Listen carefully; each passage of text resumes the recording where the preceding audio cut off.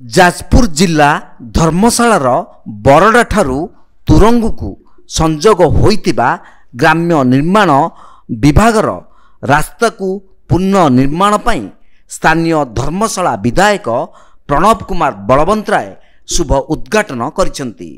ସମ୍ମାନୀୟ ଅତିଥି ଭାବେ ବ୍ଲକ ଅଧ୍ୟକ୍ଷ ପ୍ରଭାତ କୁମାର ବଳବନ୍ତରାୟ ଯୋଗ ଦେବା ସହ 12 ନମ୍ବର ଜୋନ୍ ଜିଲ୍ଲା ପରିଷଦ ପ୍ରଣତି ଲେଙ୍କା, ମହିଷରା ପଞ୍ଚାୟତର ସରପଞ୍ଚ ସଫଳା ବେହେରା, ସମ୍ପରୁ ପଞ୍ଚାୟତର ସରପଞ୍ଚ ଶରତ କୁମାର ରାଉତ ଶୁଭ ଉଦ୍ଘାଟନରେ ଉପସ୍ଥିତ ଥିଲେ।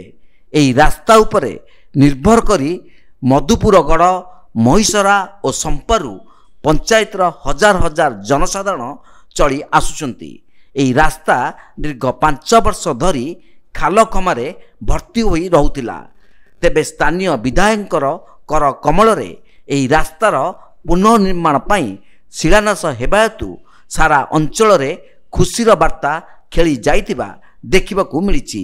ସେହିପରି ଧର୍ମଶାଳା ମହାବିଦ୍ୟାଳୟ ଉନ୍ନତିକରଣ ଏବଂ ନୂତନ ଶ୍ରେଣୀ ଗୃହ, ମଧୁପୁରଗଡ଼ ଠାରୁ ଡଙ୍କାରୀ ତୁରଙ୍ଗ ରାସ୍ତା, ସତମାଣ ଆର୍ଡି ରାସ୍ତାଠାରୁ ରାମଚନ୍ଦ୍ରପୁର HSC ରାସ୍ତା, ସତମାଣ ଆର୍ଡି ରାସ୍ତାଠାରୁ ରାମଚନ୍ଦ୍ରପୁର HSC ରାସ୍ତା, ବୁରୁସାହି ରାସ୍ତା, ମୁକୁନ୍ଦ ପାତ୍ର ମହାବିଦ୍ୟାଳୟ ଉନ୍ନତିକରଣ, କବାଟ ବନ୍ଦ PHC ଉନ୍ନତିକରଣ, ସାଥୁଆ ପାଟଣା ସାଇ ମନ୍ଦିର ଠାରୁ ନୂଆସାହି ଭାୟା ଗାଇଦାଣ୍ଡି ଆର୍ଡି ରାସ୍ତା, HLC ରେଞ୍ଜ 1 ଠାରୁ ଜେନାପୁର ରେଲୱେ ଷ୍ଟେସନ ରାସ୍ତା, ବରଜପୁର ଠାରୁ ସାନ ଫୁଲାଡ଼ି ଏହିସବୁ ରାସ୍ତା ନିମନ୍ତେ ପାଖାପାଖି 20 କୋଟି ଟଙ୍କା ବ୍ୟୟ ଅଟକଳରେ ଶୁଭ ଭିତ୍ତି ପ୍ରସ୍ତର ସ୍ଥାପନ କରାଗଲା।